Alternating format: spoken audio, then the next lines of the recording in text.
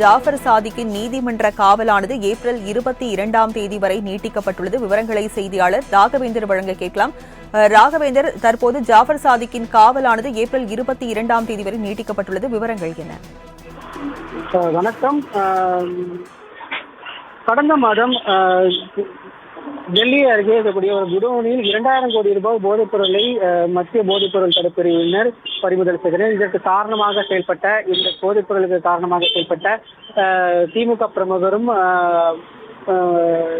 திரைப்பட தயாரிப்பாளருமான ஜாஃபர் சாதிக் உள்ளிட்ட ஜாஃபர் சாதிக் அவரது நண்பர் சதானந்தம் உள்ளிட்ட 5 பேரை கைது செய்தனர். தற்போது டெல்லி சிறப்பு கோர்ட்டில் அவர்கள் ஆஜர்படுத்தப்பட்டு அதன் பின்பு தற்போது டெல்லி நீதிநிலையில் அடைக்கப்பட்டிருக்கின்றனர்.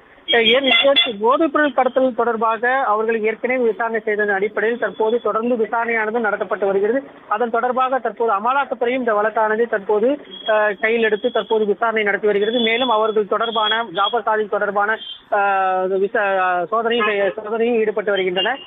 ஜாஃபர் சாதிக் நெருங்கிய நண்பரான திரைப்பட இயக்குனர் அமீரிடமும் விசாரணையானது நடத்தப்பட்டது. அதே போன்ற சோதனையும் நடத்தப்பட்டது. தற்போது மீண்டும் காவல் நீட்டிப்பானது ஜாஃபர் சாதிக்கு டெல்லி நீதிமன்றம் பிறப்பித்திருக்கிறது. ஏற்கனவே 2 முறை காவல் நீட்டிப்பானது நீடிக்கப்பட்டிருந்த நிலையில் தற்போது மீண்டும் காவல் நீட்டிப்பானது ஏப்ரல் 22ஆம் தேதி வரை நீட்டித்து டெல்லி நீதிமன்றம் உத்தரவிட்டிருக்கிறது. இதனையடுத்து இந்த ஜாஃபர் சாதிக் தரப்பில் ஒரு ஜாமீன் மனு அளித்திருப்பதாகவும் கூறப்படுகிறது.